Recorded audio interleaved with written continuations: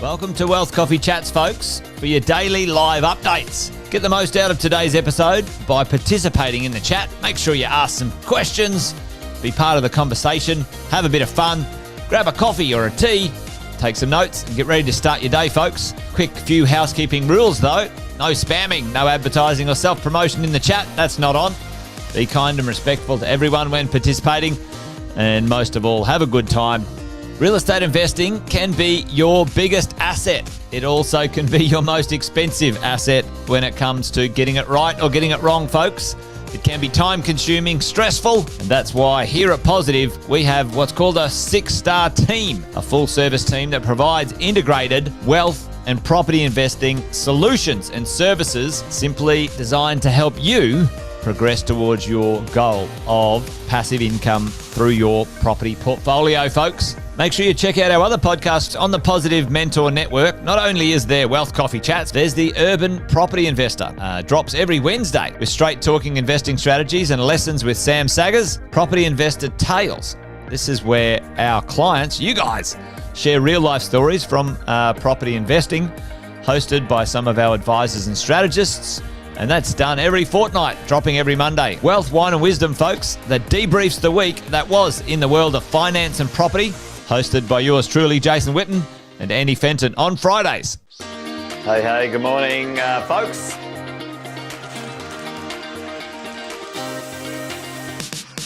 Good morning, everybody. Welcome to another Wealth Coffee Chat. Hope you're well, folks, wherever you are. There it is, team. Morning. Morning, wherever you're tuning in from today. Early bird gets the worm, they say.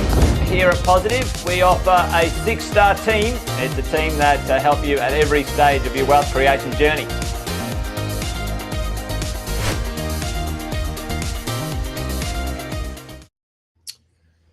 Morning, everyone. Hope you're all well for another edition, another session. Wealth Coffee Chats here for our property management morning, 2nd of July.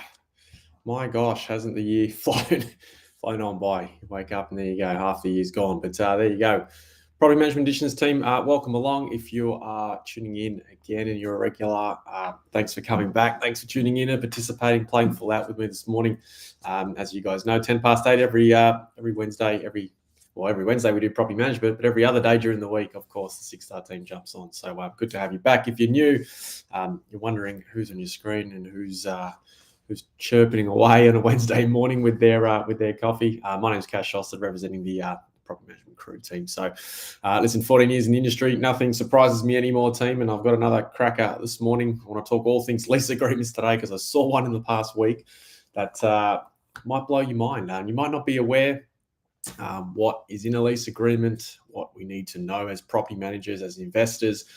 Most of us, for that matter, most landlords, probably don't look at them. They don't set them up. They don't know what's in it, and they rely on their property manager, which is all well and good when your property manager is doing the right thing. But hey, I want to share a bit of a story, some insights today on where something went a bit pear-shaped. It was a very interesting lease agreement that I saw, and I thought I'd take you through kind of the stock standard items and particulars that we need to be aware of, and then for you guys to have a look at how your lease agreement might compare. So as I say, my name's Cash Sjostedt. Here we go this morning. Kevin's on. Awesome, guys. If you're tuning in from anywhere special today, tune in. Hope your Sydney siders are nice and safe. I hope there's a bit of a windstorm or something going on down there. But give us a bit of a shout in the chat. Let me know you're okay, and we'll get on with today's session. So as I say, things property managers and landlords don't know about their lease agreements. So we want to take a look at this morning. So if you've had any weird, funky things put into your lease agreement, love to hear that in the chat. I always, over my time, some landlords and property managers have told me things that they've inserted into lease agreements. For the most part, it's not worth the paper it's written on, but hey, sometimes we get a bit creative with what we want to do. But what I'm going to share with you guys today around lease agreements is essentially the first 3 pages, and we're going to go through the terms and conditions, particulars that you need to know, and then from there we'll of course go into some terms and conditions. So depending how much time we've got, but I will rush through this as quick as possible. So now what I've done today, team, just as a bit of a disclaimer up front, this is a Queensland tenancy agreement, Form 18A, that I'm going to share with you today. For the most part, if you're on today and you've got a property in another state, another location, totally okay. Whilst lease agreements, tenancy agreements have different, they're not called 18A forms in Victoria as an example, but the terms and conditions and the standards around what you're looking for and how you go and set that up, about where things need to be and the details around that are quite similar. So I'm sure you can play along this morning with that. Now, this is not sharing full screen, so I'm going to do my best. Hopefully you guys can see that in the chat. If you can, maybe give me a bit of a yes in the chat, or if you're having trouble viewing that on your screen, might be a bit hard if you're watching from a mobile this morning, but I'll try and zoom in and get that sorted for you. So the first thing on the first page of your lease agreement, if you haven't seen it or if you're not aware, are all the tenancy details. And so it obviously clearly states who the lessor is and who the tenants are. Now, whether contact details are put on this lease agreement or not is another question, but internally your property manager for privacy details will have that on their system somewhere. Of course, if you have a managing agent on your behalf, acting on your behalf, then of course you need to, they would need to put their information on the front page as well. So page 1, very simple, contact details of who is involved between landlord, lessor, rental provider, whatever you want to call them, tenant, renter, and of course the managing agent in that space. Now, what was interesting with this, this is obviously a blank lease agreement that I'm sharing today, but the lease agreement I saw in the past week and reviewed was down in Victoria. And this is where it got a bit weird and funky with what was put on, or the lack of things that were actually put on the lease agreement. You can see Luke's jumping on. G'day, mate, and Chris. Morning. He's got his coffee. Yes, me too. Hope all is well, guys, with you. Nice and warm and safe. Page 2 of your lease agreement, generally, like I say, generally speaking, we'll start to talk about the particulars around, what is the address in question, like what is the address that we're renting out, where's the occupant going to be, how many occupants, where do we give notices, how do we contact each other, descriptions of, start and end dates. And so you can see here notices to be given. I mean, we generally set this up. Obviously, we want things in writing, so we will set up and say, listen, we must communicate to the tenant via email and agent as well. So we want all things, from the tenant, let's say regarding repairs and maintenance. Of course, we want that in writing. We want a bit of a record and a trail there as well. Now, as the agent acting on your behalf, we wouldn't put your phone number there and let the tenant contact you direct. That would be a bit silly, wouldn't it? So the address of the rental premises, that is the address we put in there. Now, any inclusions provided. Now, for the most part, in my experience, properties are generally rented unfurnished. Fixtures and fitters are kind of, shadows, things like that. They go onto the entry condition report. And so any inclusions provided might be like if you've got a furniture package and you're renting it out furnished. And so all of a sudden we would need to do an inventory report, and that is where we would list or refer to an annexure for the inventory report, right? Most people miss that, but that's where we would put it. Again, state by state, you'd have a section in there around including annexures in their shape or form. Now, minimum standard is a generally a rule and a standard around the country, but of course, if there was a current repair order for any of our Queensland investors today that was requiring significant repair, we would need to inform the tenant prior to the lease signing. So, for example, I might have shown the property on a Saturday, and the oven isn't currently working. It's considered an essential need, and therefore, we were in the process of arranging a new oven, and the tenant was wondering what was happening with that. We would disclose in here that the new oven was being installed within the next 7 days, as an example. So we would put any current repair orders in process to be done, committed to by landlord and property manager in that section. Now, item 6, you guys might see here, 6.1, the term of the agreement is a fixed term agreement period agreement, right? We can tick fixed term agreement for Queensland for the moment. 6.2, starting on and ending on. Would you believe it? This this Victorian lease agreement, no joke. I just ran out of time to find it this morning. Otherwise, I would have shared my screen and showed you guys. But it dead set did not have a start date, and it dead set did not have an end date.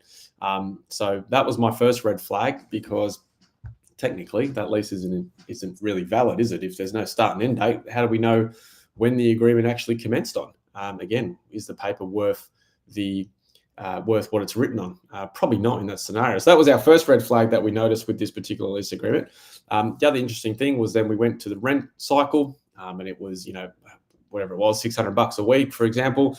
And then obviously on your lease agreement, you need to stipulate, what day the rent must be paid. So if your tenant's on a weekly, fortnightly, monthly cycle, this is where we would clearly define and clarify with the tenant when their rent is due.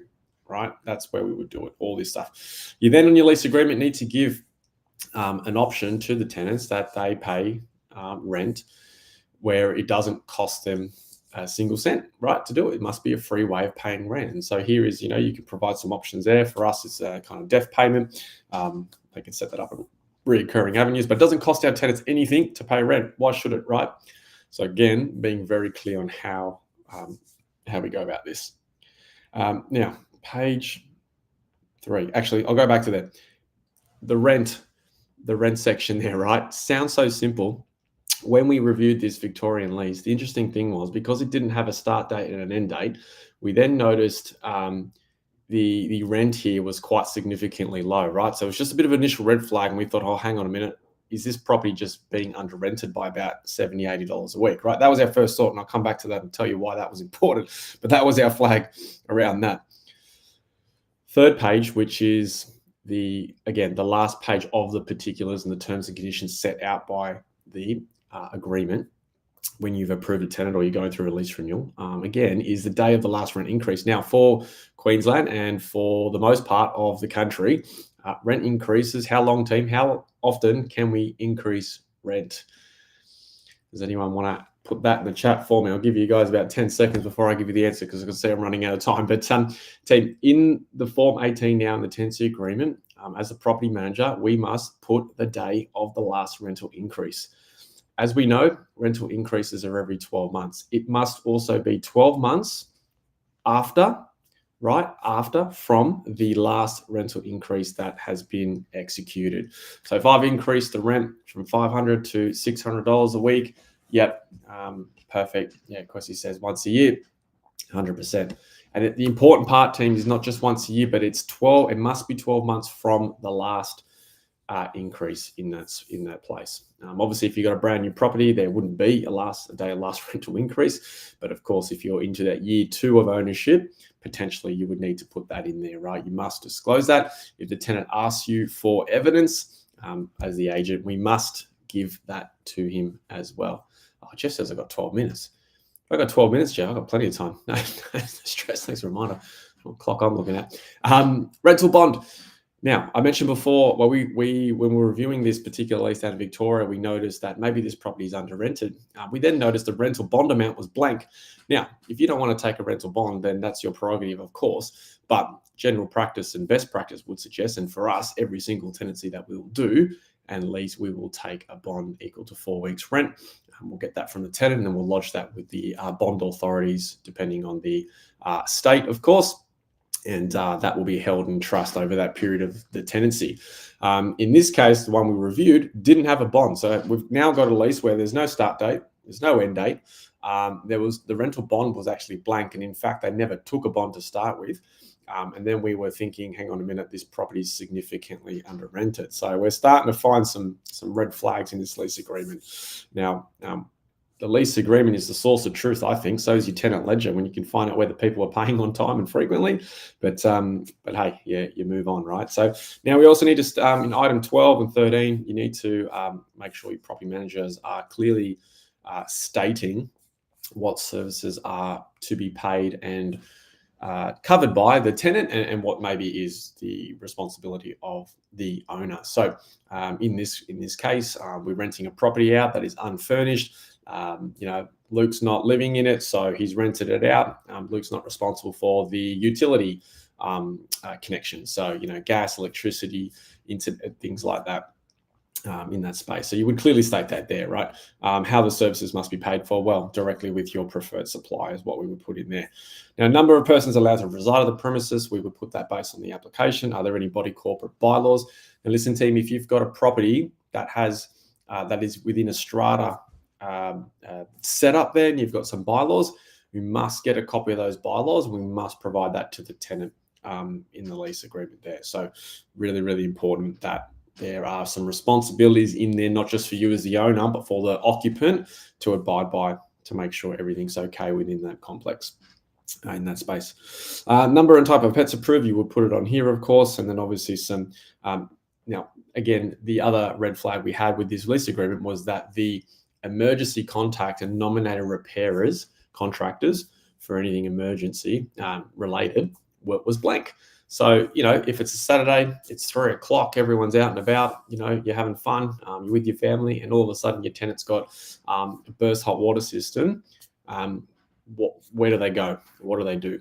Now, my experience, when this section is blank and the tenant isn't educated to refer to this particular contractor, what will happen is they'll just go into Google and they will type away local plumber.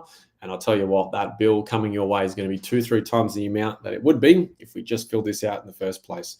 So certainly, 18.2 there, obviously, if there's any, so in this section here in 18.1, 18.2, if you are a plumber yourself and you want to do the repairs, I would probably put your number in there, right? You want to take control of the situation. So it's about taking control, having an influence on it, minimizing any further damage and risk to that space. So in that space. So now, as I say, that lease agreement in Melbourne that I sort of shared before, the interesting thing there was, like I say, there was no bond, there was no start date, there was no end date, there was a range of different things that were just blank. Now, can we call it lazy? Can we call it just uneducated? I don't know, maybe a combination of the two.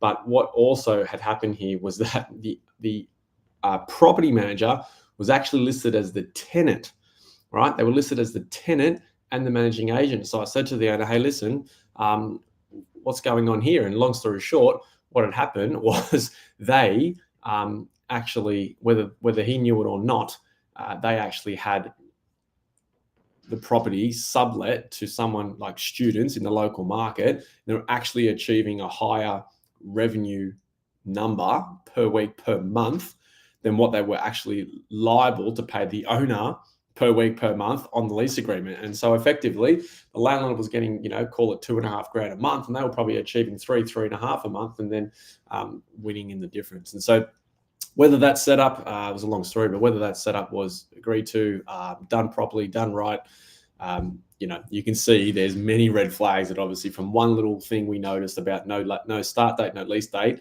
domino effect into everything else. And so it was a really interesting kind of exercise. So the story behind that team is, look, I'm not saying you guys have to be experts when it comes to knowing what's in your lease agreement, but certainly those first 3 pages in the particular set out the rules and the boundaries and the terms and conditions of what the tenancy can and can't do.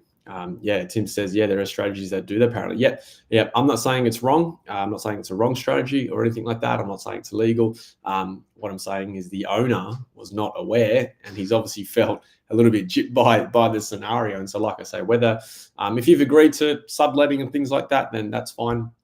You know what you're in for, I suppose. You know what you agreed to, but in this scenario, it was just one thing after another, right? It was, little terms and conditions in that space. If he wanted to sell the property tomorrow with vacant possession because the buyer was a first home buyer and wanted to move in, if he wanted to move into the property himself, right, and downsize, there was going to be a significant challenge on actually ending that tenancy agreement, given there was no lease agreement really in place to start with. And there's a bigger problem when it comes to that. So little 1%ers can mean a whole lot of less stress into the future. And we always say we want to do this with strategy, not stress. And at the end of the day, team, it's about keeping you safe and making you wealthy. So next time you've got a lease renewal, next time you'll lease the property, get a copy of your lease agreement, have a quick squeeze through the first 2 or 3 pages in your state. Like I say, they differ a little bit in their format, but the information they're asking for is very similar. So that's my 2 cents this morning. So listen, team, that's me done and dusted today. If there's any questions, if you're watching this live or on replay, pop it in the chat and tag me, and I'll certainly get back to you. And don't forget, tomorrow, 8:10, financial planning team will be back on.